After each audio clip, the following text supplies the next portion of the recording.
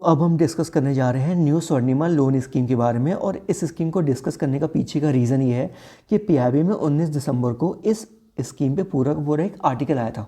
और जो भी पीआईबी हमारे स्कीम आते हैं वो हमारे एग्जाम पॉइंट ऑफ व्यू से बहुत इंपॉर्टेंट होते हैं। ठीक है, चलो देखो, पहली बात तो ये है कि न्यू स्वर्णिमा से आप ये मत समझ जाइए कि ये कोई नई स्कीम है। ये कोई नई स्कीम नहीं है, इसकी शुरुआत लेट 90s में हुई थी। 1997 में इस स्कीम की शुरुआत हुई थी और तब से बहुत सारे अपडेट्स इस स्कीम में लाए गए हैं। ठीक है, मिनिस्ट्री की बात करें तो नोडल मिनिस्ट्री वो ministry of social justice and empowerment है। इम्प्लीमेंटिंग एजेंसी हमारी national backward class finance development corporation है। अब नेशनल बैकवर्ड क्लास है, ये तो समझ सकते हो आप लोग कि जो भी बेनिफिशियरी होगा वो कहीं ना कहीं बैकवर्ड क्लास से ही रिलेटेड होगा, बैकवर्ड क्लास या फिर अदर बैकवर्ड क्लास। ठीक है, चलो ऑब्जेक्टिव की बात करें तो जो बेसिक ऑब्जेक्टिव है इस स्कीम का वो है जो वुमेन है वो बैकवर्ड क्लास है उनको आत्मनिर्भर बनाना है एक तरह से। ठीक है, सेल्फ डिपेंडेंस बनाना है to women belonging from backward class. अब क्या हर एक बैकवर्ड क्लास के वुमेन को कवर किया जाएगा? नहीं, ऐसा नहीं है। कुछ एलिजिबिलिटी क्राइटेरिया है। पहला एलिजिबिलिटी क्राइटेरिया क्या है कि वुमेन जो होनी चाहिए वो सिर्फ बैकवर्ड क्लास होनी चाहिए। याद रखो, एससी और एसटी की बात हम नहीं कर रहे हैं, सिर्फ उसे बैकवर्ड क्लास से रिलेटेड है new Swarnima loan scheme. As जो होनी चाहिए वो 18 से 55 साल के बीच की होनी चाहिए। ठीक है, और जो एनुअल फैमिली इनकम है ना वो 3 लाख रुपए से कम होनी चाहिए। याद रखना 3 लाख है, 2.5 लाख नहीं है, 3.5 लाख नहीं है, 3 लाख है। याद कैसे रखोगे? ओबीसी वुमेन के लिए है ये। ठीक है, बैकवर्ड क्लास या फिर other backward class. OBC 3 letter से मिला है, 3 लेटर से बना है कि नहीं बना है? 3 3। ठीक है, मतलब ठीक है, रिलेट कर पाओगे तो बढ़िया है। ओबीसी 3 वर्ड से मिला है, OBC 3 words, 3 lakh, maximum 3 lakh. ठीक है, ओके चलो ठीक है। अब बात करते हैं की फीचर की। देखो, एनुअल फैमिली इनकम 3 लाख से कम होनी चाहिए, लेकिन जो मैक्सिमम लोन आपको दिया जाएगा वो है 2 लाख रुपए पर बेनिफिशियरी। ठीक है, ओके। अब एक बड़ी अच्छी सी बात है, बड़ी इंटरेस्टिंग बात है और यूनिक बात यह है कि इस स्कीम के अंडर ना अगर वुमेन कोई एक प्रोजेक्ट लगा रही है तो उस प्रोजेक्ट के लिए उसको अपनी तरफ से कोई कंट्रीब्यूशन करने की ज़रूरत नहीं है। अगर वो प्रोजेक्ट कॉस्ट 2 लाख रुपए तक है तो वुमेन को अपनी तरफ से अपना पैसा लगाने की कोई ज़रूरत नहीं है इस स्कीम के अंडर, अगर प्रोजेक्ट कॉस्ट 2 लाख रुपए है। ठीक है, women not require to invest any amount of her on project cost up to 2 lakh rupees. अब देखो, हमने कई स्कीम पढ़ी है, जैसे हमने एक स्कीम पढ़ा है स्टैंड अप इंडिया। अगर वो स्कीम आपको याद होगा, ठीक है, तो उसमें जो है वो 85% तक का जो कंट्रीब्यूशन है वो गवर्नमेंट प्रोवाइड करती है। ठीक है, बैंक के थ्रू। जो रेस्ट है एटलीस्ट कम से कम 10% ऑफ द मार्जिन मनी वो बेनिफिशियरी को अपने तरफ से लाना होता है।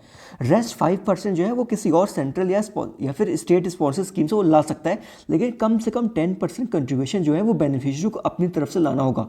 याद है कि नहीं याद है? नहीं याद हो तो एक बार उसको रिवाइज करना। ठीक है, लेकिन इस स्कीम में ऐसा कोई क्राइटेरिया नहीं है। वुमेन को अपनी तरफ से अपना पैसा लगाने की जरूरत नहीं है अगर प्रोजेक्ट का कॉस्ट 2 लाख रुपए तक है। समझ में आया? ठीक है, अब बात करते हैं पैटर्न ऑफ फाइनेंसिंग की।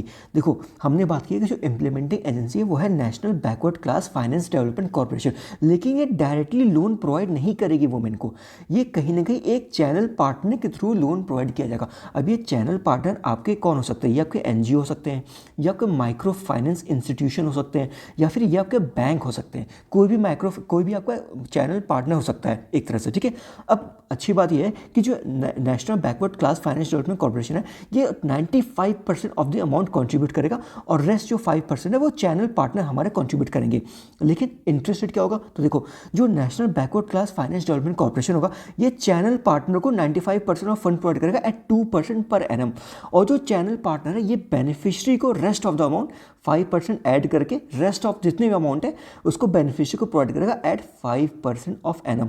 तो 95% NBFC national backward class finance development corporation channelling partner को प्रोवाइड करा है। चैनलिंग पार्टनर अपनी तरफ से 5% ऐड करके 100% बेनिफिशियरी को प्रोवाइड करा है at the rate of 5% per annum. तो चैनल पार्टनर कितना फ़ायदा हो गया? 3% फ़ायदा हो गया एक तरह से चैनल पार्टनर को। ठीक है, बेनिफिशियरी को कितने परसेंट पर लोन मिला? 5% पर एनम पे बेनिफिशियरी को लोन मिला। समझ में आया? ठीक है, ओके। अब एक बड़ी इंपॉर्टेंट फैक्ट इसका रखना कि जो लोन जो बेनिफिशियरी ले रहा है उसको ये क्वार्टरली इंस्टॉलमेंट में लौटाना होगा विथ मैक्सिमम 8 ईयर्स। देखो, मैक्सिमम लोन कितना दिया जाएगा बेनिफिशियरी को? 2 लाख। 2 लाख मैक्सिमम लोन दिया जाएगा। 2 का क्यूब कितना होता है?